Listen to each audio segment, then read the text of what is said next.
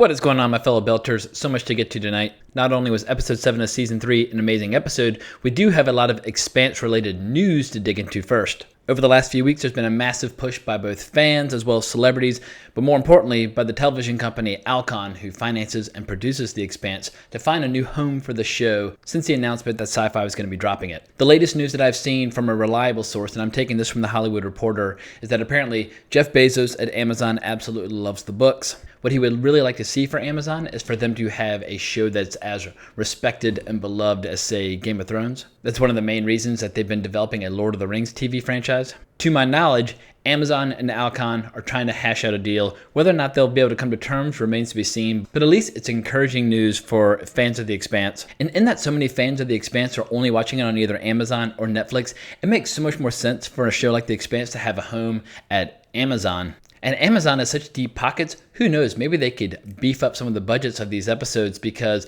as much as I love and adore the show, occasionally, due to budgetary restrictions, they're not able to capture the complete visionary, majestic quality of some of the more visual passages from the books. So fingers crossed on that front, and hopefully we'll be getting some good news on the front in the very near future. But as far as tonight's episode is concerned, Delta V, we saw a massive reset of the status quo, which was to be expected. This episode begins the events of the third book, Abaddon's Gate. And I'm not actually even convinced I'm saying that correctly. I don't think I've ever actually used Abaddon's Gate in a sentence to somebody out loud. Abaddon's Gate? Seems like, yeah, it'd be Abaddon's Gate. In any case, I'm going to tread very carefully over where the show and the books might differ, because as we've seen in the past, the show likes to occasionally fold characters together in order to streamline the narrative. And they've made some changes as to where certain characters are in this new status quo. But I'm going to do my best in this recap and review to at least call attention to where they're stationed and positioned relative to this new ring. Because as we've seen, the proto-molecule,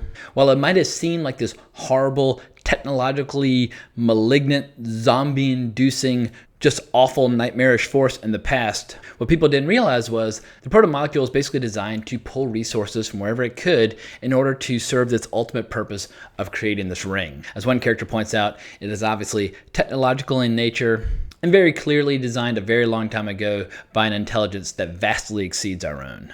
We see that thankfully the entire solar system is having the appropriate response to this new ring, because Mars, the Belt, and Earth are at least exploring a very watchful, kind of cautious ceasefire and or peace. Because irrespective of what happens with the ring, clearly humanity as we know it is taking their first steps into something much bigger than anything they've experienced in the past. But I have to say, my favorite part of this episode comes directly from the book, and it deals with the adventures of a slingshot racer who is determined to be the first person in the solar system to go through the ring. All the major forces in the solar system are moving in these giant ships to be in position, trying to figure out what they want to do about this ring. And here we have this guy who just wants to impress his insanely hot girlfriend. And of course, along the way, he gets these horrible messages from her where we see that she's getting it on with his brother. We see his brother's basically strutting around the background wearing nothing but a G-string. For a show that can be sometimes hardcore, gritty, serious science fiction, it was some much needed levity just to keep things light. And I love how over the course of this episode, we occasionally check in with him and we see how he's doing. And it appears as if all is going to go well when his girlfriend sends him a message where she flashes him her boobs and says that basically she'll be waiting for him once he successfully has this big deed under his belt. And it's absolutely fascinating to see how he maps this elaborate course around the solar system, using the rings of Uranus to pick up speed. He's doing everything in his power to be detected the last possible second as he just hauls ass toward the ring. And then this show gives us an absolutely perfect demonstration of what happens when you're traveling at a very fast speed and you suddenly slow down to a very slow speed. I can vividly recall as a kid seeing all these crash test dummy commercials where they're showing what happens to all these crash test dummies as cars are crashing into walls, so on and so forth. As a kid in the 80s, I thought they were absolutely spectacular. But I have to say, this one surpassed the crash test dummy commercials, because he basically gets liquefied or atomized, whatever terminology you want to use, because the ship doesn't hit a wall and explode. It just gets slowed down. And obviously the ship can slow down and be just fine, but a human being basically just sacks of fluid and meat loosely draped over some bone. But I couldn't help but howl with laughter, because I knew the entire episode what was going to happen to this poor guy. That's basically a side plot for a pretty complicated episode because we get introduced to a bunch of new characters that are all stationed on different ships that are all up to different tasks. I read the book Abaddon's Gate a little over a year ago, and even with that book, still relatively fresh in my mind, even I was having to really pay attention just to make sure I was understanding fully who was who and where they were. I didn't 100% catch the character's name, but David Strathairn, he's reporting to Drummer, which is a slight change from the book. What matters now with this very complicated diplomatic situation with all the various forces approaching the ring, he's there just to make sure that things run smoothly on the Behemoth. But also on the Behemoth is Naomi. She's taking a little hiatus from the Rossi. She's the chief engineer for Drummer, and one of the main sources of attention for all three of these characters in this first episode is what to do about this horrible drug problem aboard the ship, in that a lot of these Belters basically used to be pirates and outlaws. They're used to basically taking the law into their own hands and resorting to pretty extreme measures. But we're seeing how the Belters now, some of them at least, are wondering what the Belters should aspire to become. The values that got them to this point might not necessarily be the values that allow them to have the same relevance as Mars and or Earth. So it'll be interesting to see how Drummer, who seems like she's the most hardcore of the three, and Naomi basically work out their differences as the Behemoth approaches the ring.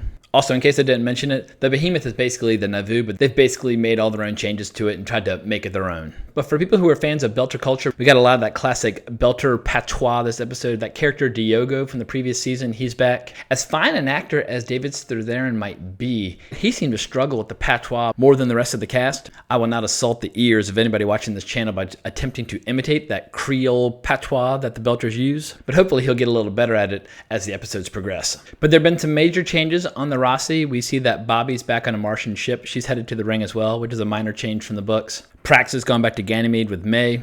But we have a film crew now on the Rossi who's tracking the actions of these heroes, Amos, Alex, and Holden. And the character Monica, who runs the film crew, she's very assertive. She wants to get interesting material. She wants to get under the skin of her subjects.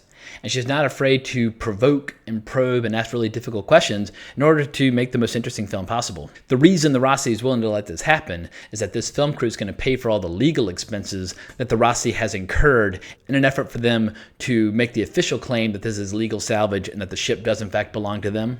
But we get a fantastic scene early on where Monica's trying to dig a little deeper into Amos's background, which is basically something he's kept very, very secret.